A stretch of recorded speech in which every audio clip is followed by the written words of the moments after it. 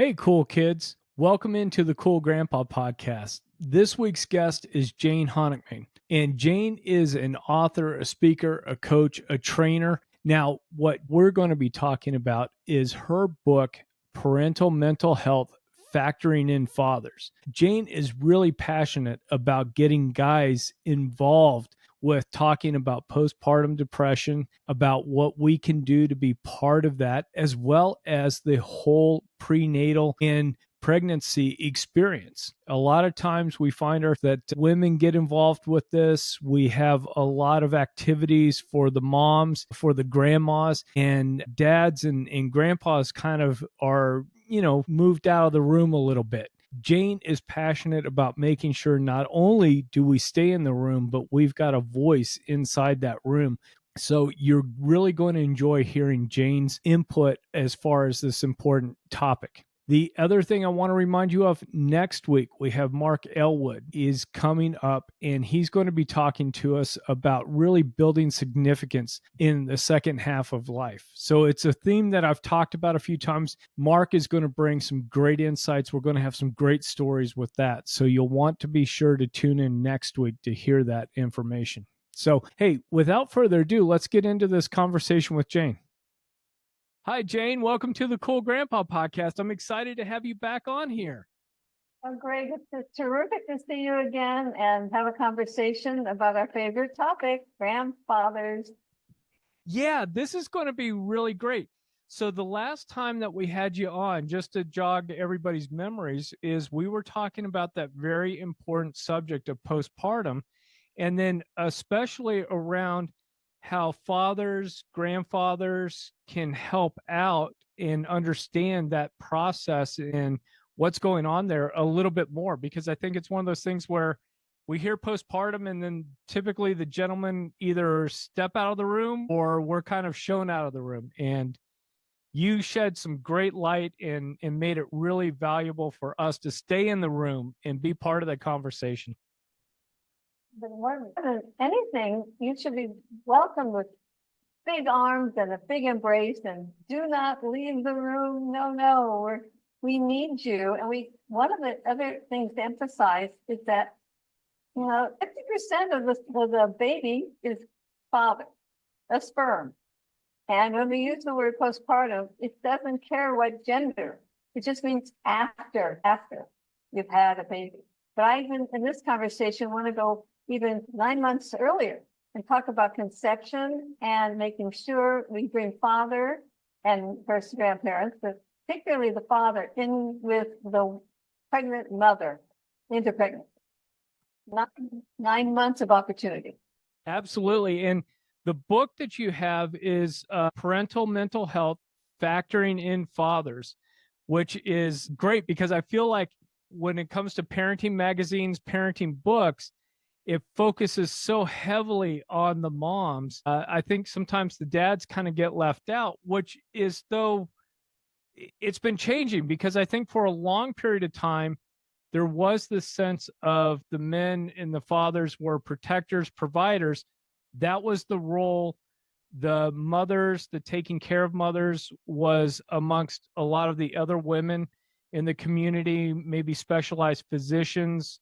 And I believe really over maybe the last 60, 70 years, that's really been changing quite a bit, but maybe the literature hasn't quite caught up to what's going on culturally.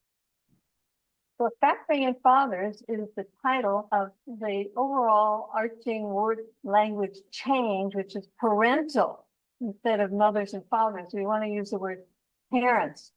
And that also embraces intergenerational language, because if we are a child, we had a parent, and the parent had parents, and then we're defining what is a grandparent. Okay. So we need to be better with our language, and it is changing, it is happening, but there's still a dominant female-centric, and I call it a pink. It's all pink, and yet the women really, really want the men involved. And I can speak from a woman who, in her 60s and 70s years ages, I'm older than that.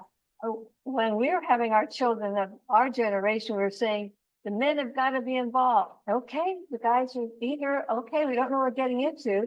But now the women have really, really embraced their power even more. At the same time, it's a contradiction. They want the men involved. We want our men involved. On the other hand, you don't let go. And then it gets really confusing. And that's just on a normal day, right? When we now factor in mental wellness, that's why parental mental health is the focus of the book title.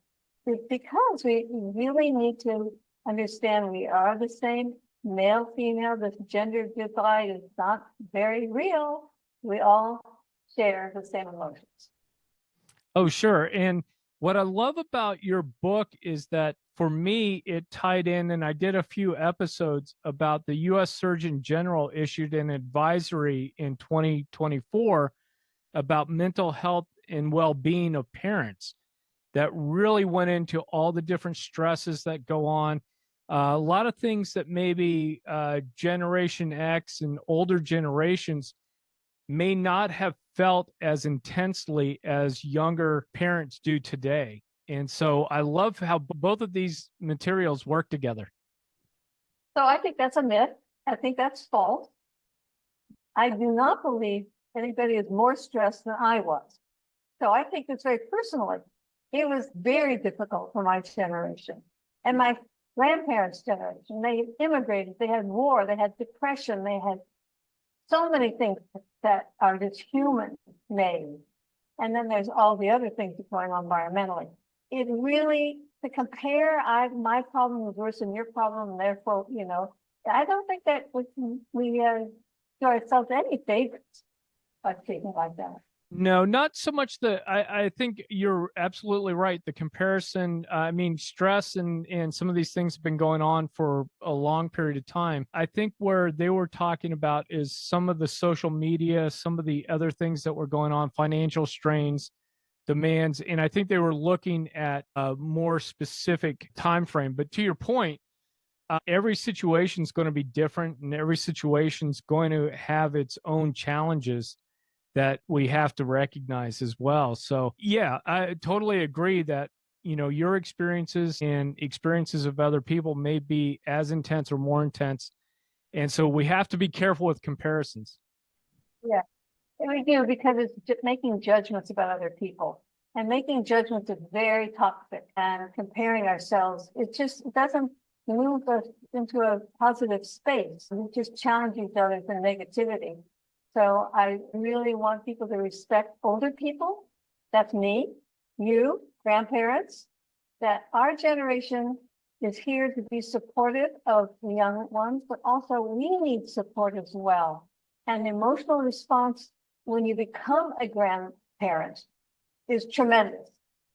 And a lot of neglect on the part of younger people. And I was one of them. I mean, when I had my babies, I was not necessarily a wonderful daughter. There was a lot of strain then, but that's maturation, that's growing up, and that's becoming an adult.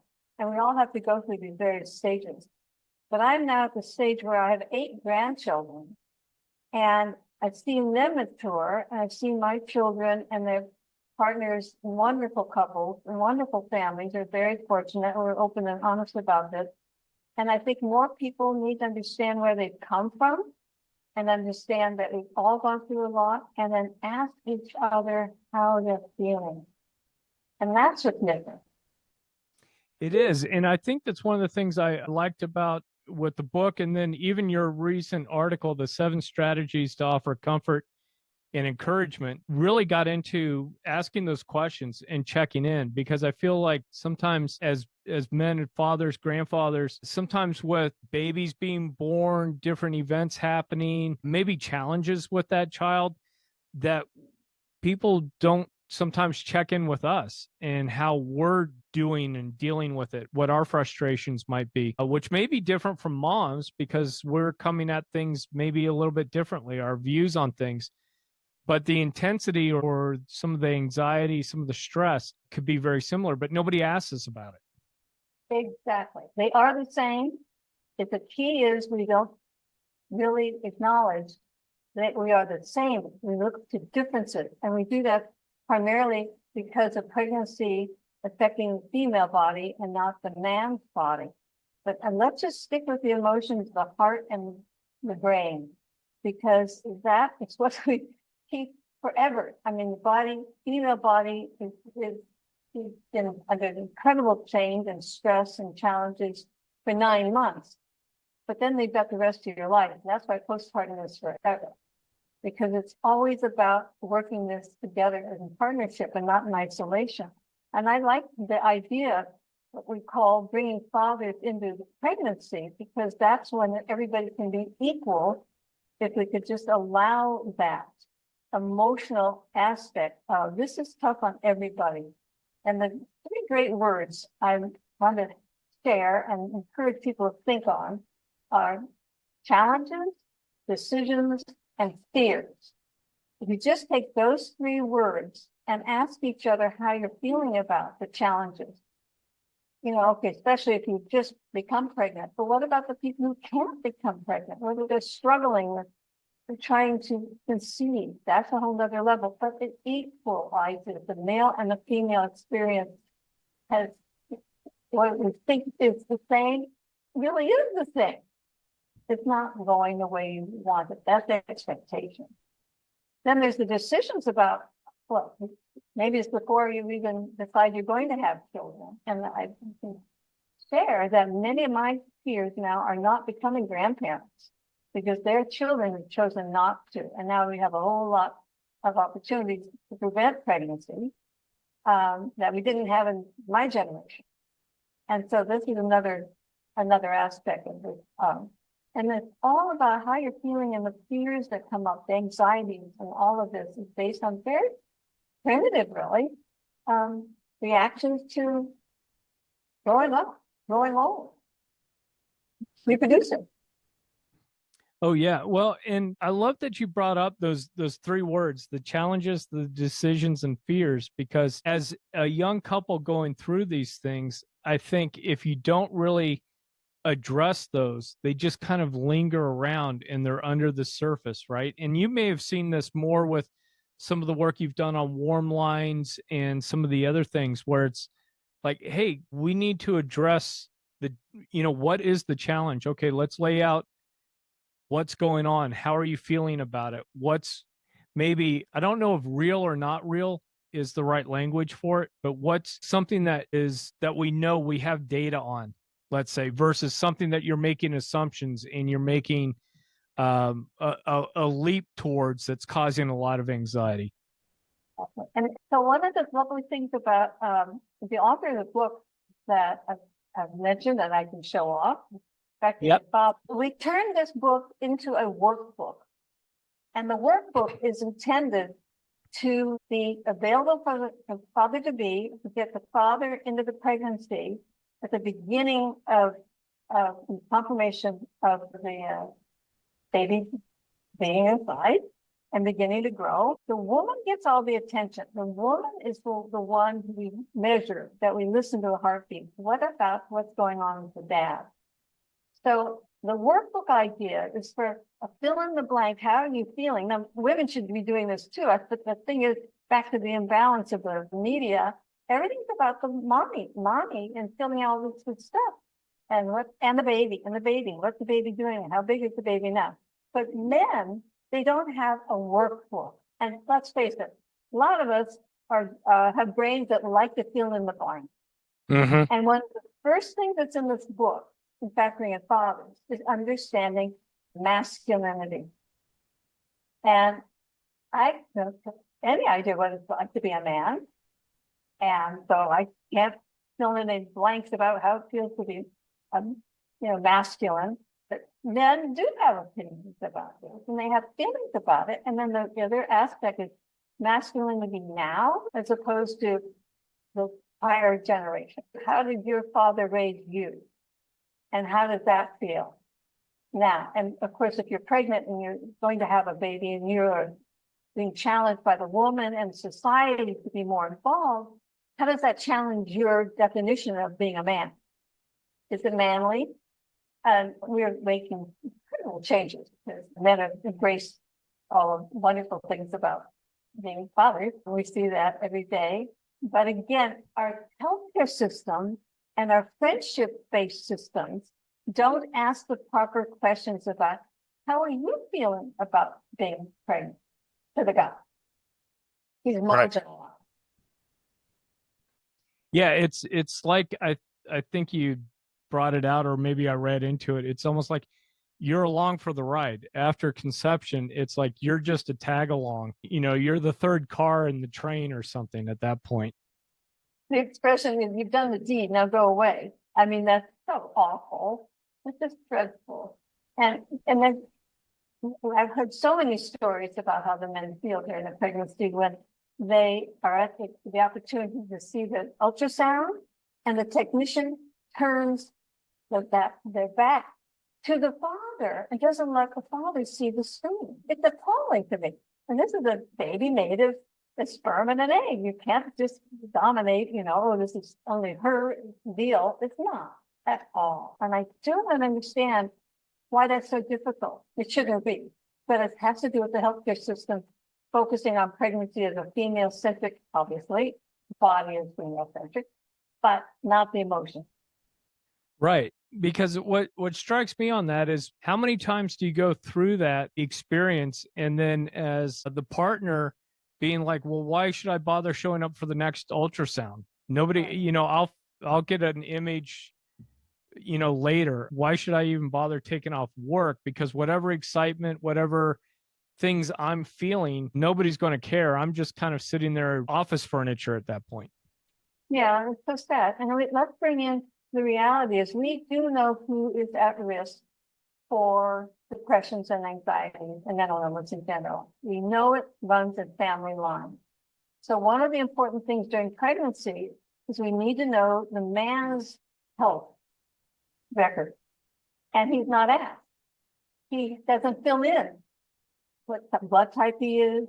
He doesn't fill in if he had previous mental illness, has his grandmother or grandfather, what's happened, what kind of traumas they've gone through. Are they employed? Are they not? This kind of thing is done haphazardly and not conscientiously and consciously. No, that's a bad word. But the idea of raising our conscious and then making sure we have the data. Okay, I filled in the blank. He has, she has. Does it get passed on to the pediatrician? Because we're talking about 9 months of pregnancy and the baby born in your presence. Now what? And now what? And the rates of depression postpartum are pretty much comparable, male and female. The statistics seem to be, yes, it's much harder on the woman because, but the reality is it's very hard on men. Well, and I liked how you're talking about the family histories and some of these things. Because I feel like until they identify that there might be an issue with the pregnancy or with the child, they don't even bother asking. I don't think they bother asking the dads. So I've got a nephew of mine, and they just had a little baby boy, and it was all good. But having a club foot runs in our family. And that didn't come up until the ultrasounds when they could start seeing. And then it was like, hey, which line has club feet that runs through it? And that's like kind of it's an easier fix these days. But things like heart defects or some of these other things, to your point, like maybe a pediatrician and maybe the family ought to know about that a few weeks after conception when they start planning and doing appointments and doing some of these things.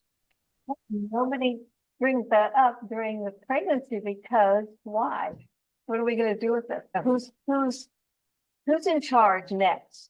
And midwifery actually does a more outstanding job in terms of embracing the male and the female in this whole holistic approach. The obstetrical approach tends to be so dominated by just making sure and it's very important that we survive birth and the baby's okay. But there's traumas along that doesn't just, can't, like you brought up about the genetics. We just need to be able to talk openly and not judge each other as we often do. Whose fault is that? No, we just need to be there for each other and what we can do. And it is stressful. And that's back to the Surgeon General's report about stress. It's like, it's stressful, period. Yes. And it always has been. Yep. No, it has. What do you think is a good approach, or how do we as maybe older fathers help our sons and sons-in-law as they're newly on the way, they're starting to create their own families? How do we go about being an advocate for them and supporting them? Or by being exactly that, advocating and supporting and spending time together and having conversations and asking the right questions and just listening. As a grandparent, one of the first rules, in fact, it is the Bell rule, is that you don't say much. You're supposed to keep your mouth closed, but you need to be there and present. And it is a tight little line there. We walk it ever so gingerly, and we have to remain warm and loving and not judgmental, and it's hard. And I want to bring up another thing about the past, that we all have had some kind of trauma, some kind of change, and we've inherited and we have had our own. And it's in the brain. It's in the brain, and the brain retains. If I can get everybody to remember that, the brain does not ever forget. We push it aside, deep down, but it gets reactivated, and it's called triggering. And some of us who have depression in our bodies and we have in our brains and have experienced it, we may be healthy this minute, but something may trigger it. And it may be because you've suddenly been told, you're going to be a grandfather. I'm not ready to be a grandfather. What do you mean? That means I'm old. Well, no, not really. Or the other way around. Most of it, it's 90% joy. It really is. Everybody's kid. But it comes and it goes. And here's another example of that's out of our control. It's tragedies like fires. And the recent fires in where I live trigger memories of previous fires and loss. And those of us who've gone through that before, and it's heartbreaking. And the rallying around experience that's challenging, scary, is very uplifting. The other part about the best thing you can do is listening and then being available to talk. Because if you're listening, means somebody's talking, and hopefully you're not going to judge them back. The other thing is very important too. There's something called steps to wellness. The fundamentals, how to take care of yourself. It's in one of my other books. It's the basis of my work. We need to make sure that we're sleeping and eating well, getting exercise, having time for ourselves, having date time. These kinds of things are just good care. And I think we've all turned a corner post-pandemic, that we are thinking better about taking care of ourselves and mental health. Back to this issue about the social media concerns and all this other stress that maybe people think our generation didn't have, but we had it in our own way. There was other kinds of social media for every generation. But there's also something called limits and boundaries, and setting an example. As a parent, you're in charge. You make the rules. And one of the comparisons, it's also back to, it's so hard now.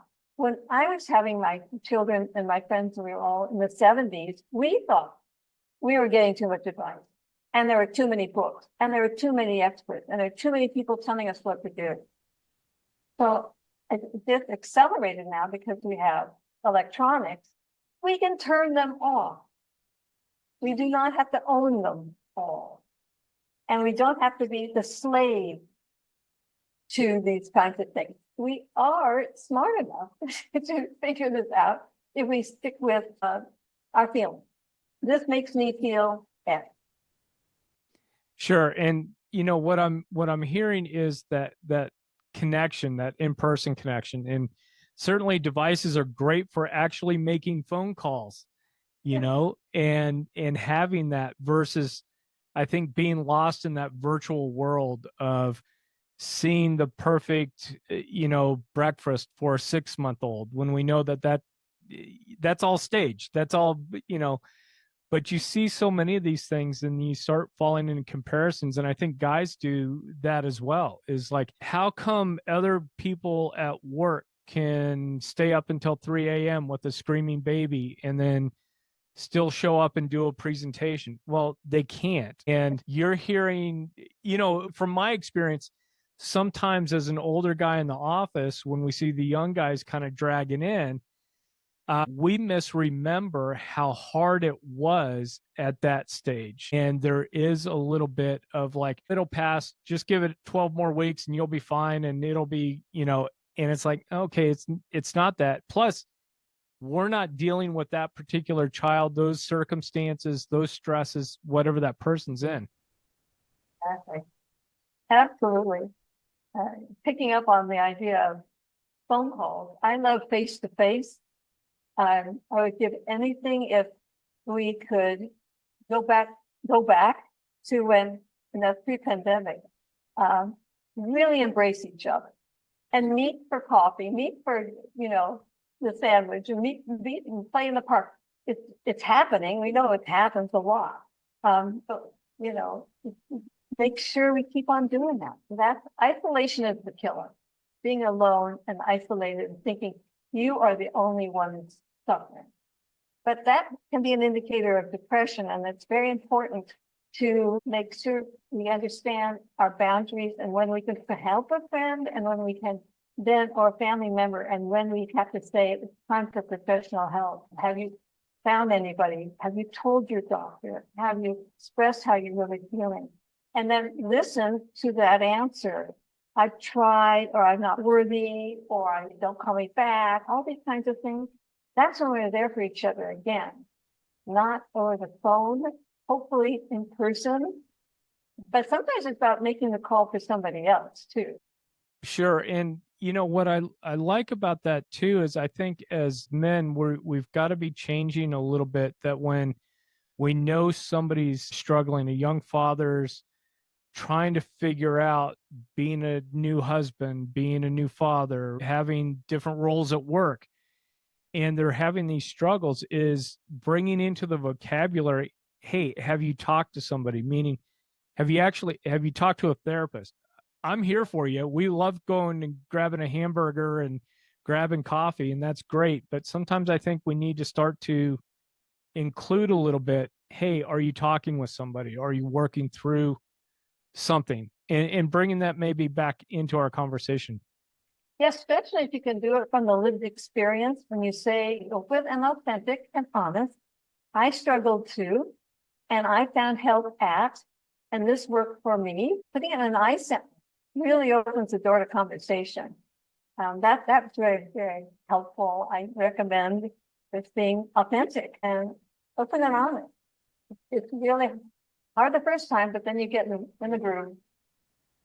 So I want to change just a little bit, but how would you suggest a father maybe, I don't know if asserting himself or getting back into the conversation when maybe they might be feeling the pregnancy and everything has become about the mom and the child, and hey, I'm over here in left field, but they want to be engaged, but maybe they feel like they're being pushed out a little bit. How should they go about getting engaged? Have to express how they're feeling. It sounds so kind of basic and hard at the same time. It's about being vulnerable, saying I'm feeling left out. And as a woman, making sure that you say, I'm hearing you. That must be hard. You want kind of sleep deprivation that causes more arguing than anything at all, because we're not at our best when we haven't slept.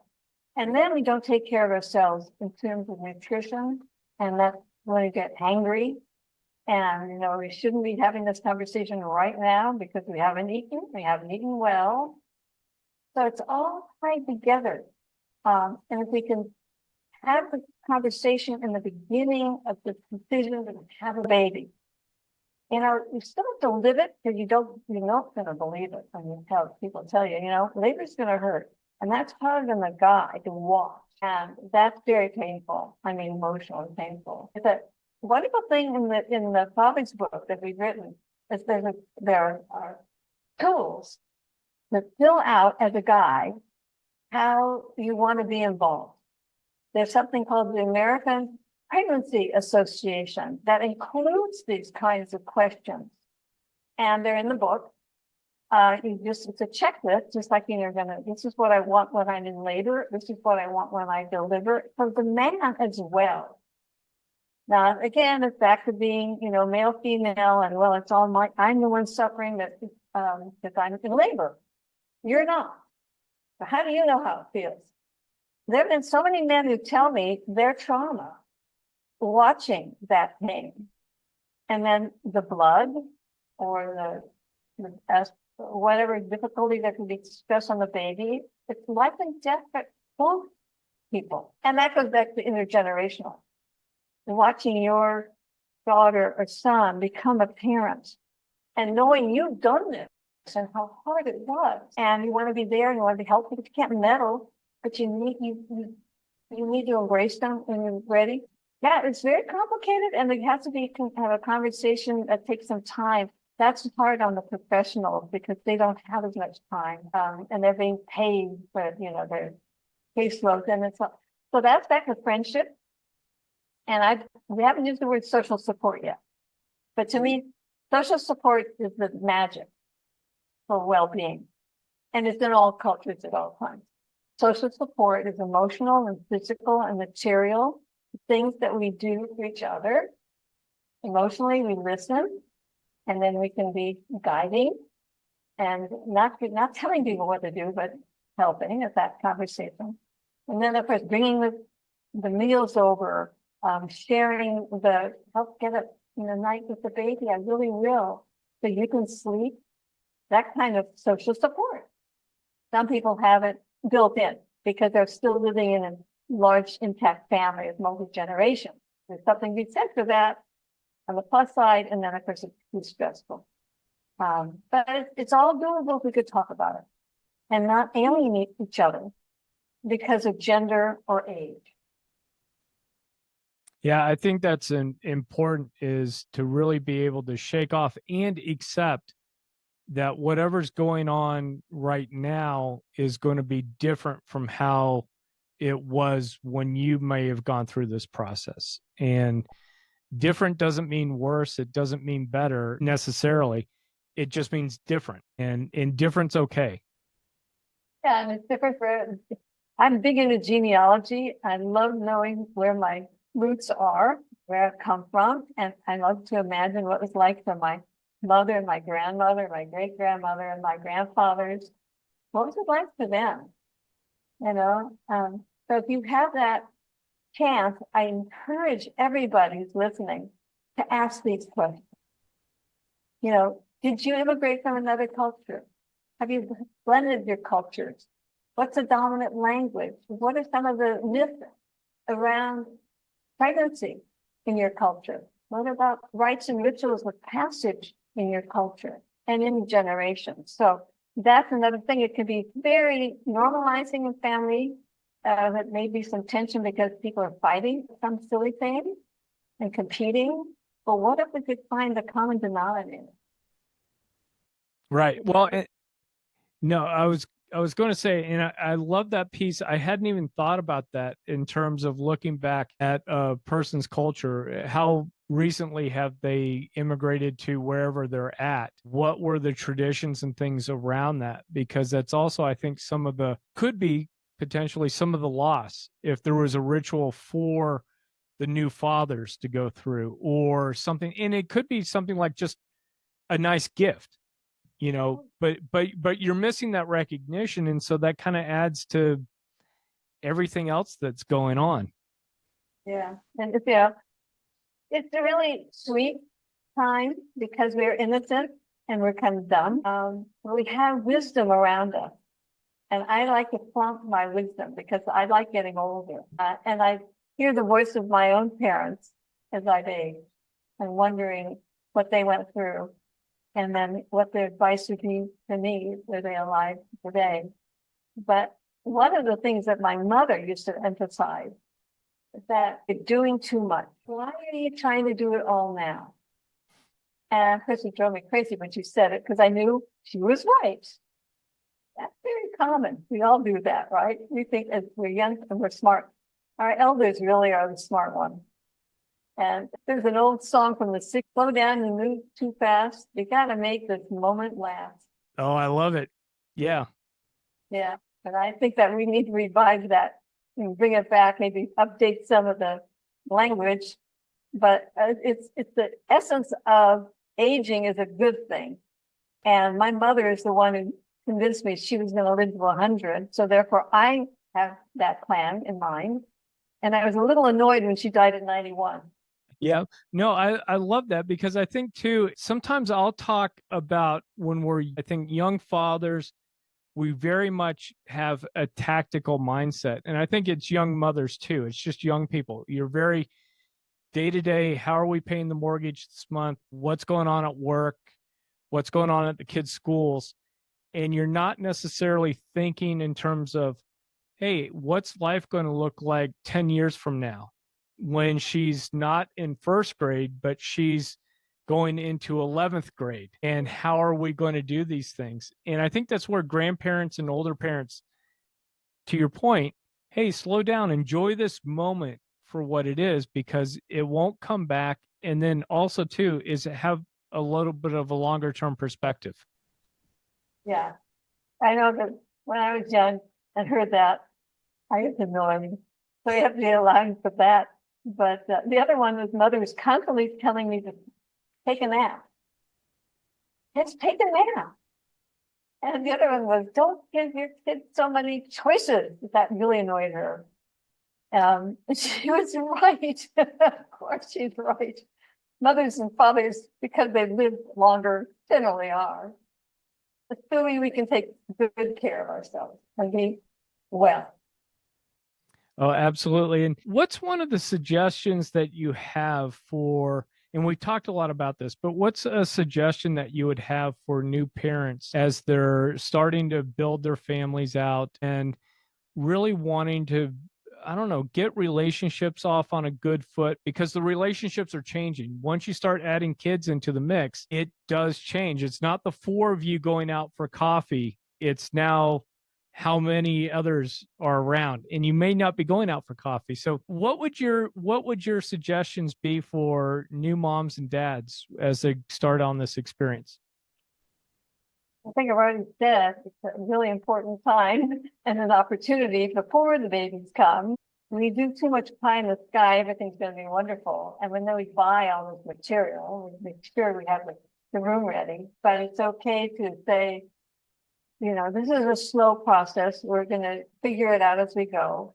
Also surround yourself of like-minded, experienced people that in your own peer group. In other words, it's very, very helpful.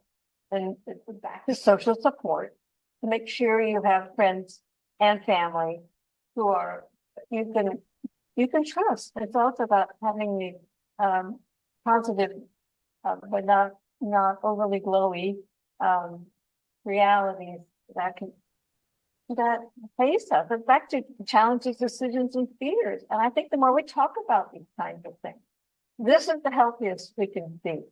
Is when we get open about these things and just ask, how did you do that? I have friends who are, the 8th child of 12. How in the world does that parents do it? Are they doing it now? Because people are still doing it. And then, of course, the other is that people who, it's a sad one, but I don't want to forget, those people of my age and generationally have been left out, who are alienated, people who moved away. They are not contacting us anymore. Maybe it was over some petty argument over money. But alienation is a form of elder abuse, and I'm going to say that loud and clear. A lot of people are guilty of this, and they're not being called out on what they're doing to their elders, their parents in this process. It's mean, it's painful, it's a form of suffering, and it's not okay. And we can do better than that. That's when you need professional help. You really, really make sure that that's not happening in the family. I think that's one of the biggest struggles I see a lot with grandparents is both walking on eggshells because they fear that alienation and the cutting off of being around the grandchildren, and then those that have experienced it not knowing how to try to reconcile and try to build bridges back, and then also knowing too that just because you want to reestablish a relationship, the other person has to also want to reestablish that relationship. Yeah, it's very painful. And it's just, we don't want to get there. We don't want this to happen, but sometimes it's out of our control. So we do have to acknowledge that sometimes it can be hurtful both ways. And then we have to talk about it. And maybe it's some good old fashioned look in the mirror and then cry and then try to re-embrace and try to do it. So that's why I like genealogy, because that's a mutual kind of a topic. Let's share and let's understand, where did we come from? What fights? Where did this argument even begin? Why in the world are we worried about it? Everybody got it. Every family's fighting over something or they not. In fact, those are one of my, when my mother was aging up, and she'd say, whatever you do, don't fight over the money. And that's because she saw my father and his brothers fighting over their inheritance. But they needed to talk about it. And, Sure. Well, Jane, I've had you on here for a little while. Is there anything about the factoring in fathers or some of the other works that you've done that I haven't asked you that you would like to talk about? Well, I think we've covered so much, Greg. Thank you so much for the opportunity. But I will plug that both my best books are Audible. And so people who are way too busy and they're not reading, I understand that. So my husband and I have turned our books into Audibles, and that hopefully people will go and have a listen and then talk about it. Yeah, did you hear what James just said? Maybe you can have a little discussion and create conversation around the books. Because again, that's a neutral thing to do. You're too busy to read it, but you can listen to it a chapter at a time and learn from each other that way. Oh, sure. And Jane, where's the best place people can find you and follow your work? Well, my website is actually Postpartum is Forever, but you can see my name, Jane Honikman, at Amazon. It comes up. My books are, and you can also do parental mental health. It comes up, and factoring in fathers. It comes up. Another book I have is called I'm Listening. And for communities who would like to do more for their families, I've written a book. It's a workbook, fill in the blank, creating social support in your own community, establishing family support, and doing that where it doesn't exist, that it should. It's doable. It's simple. My work comes from my girlfriends and my husband, our husbands, doing this in the 1970s. And we started something called Postpartum Education for Parents. And I encourage everybody to look up these kinds of resources that are out there to help us move the needle, which is someplace it's more stuck than others. But I know moving forward, we really do live in a really wonderful world. We do need to see the positive and know that we're here for each other. Oh, absolutely. And I'll be sure to put links to those websites and the books into the show notes, as well as a link to our previous discussion that was really focused on postpartum. And Jane, thank you so much for being on the Cool Grandpa podcast. I really have enjoyed this conversation with you. So have I, Greg. And I congratulate you on moving the needle, making sure we're having these conversations. Thanks a million. Thank you.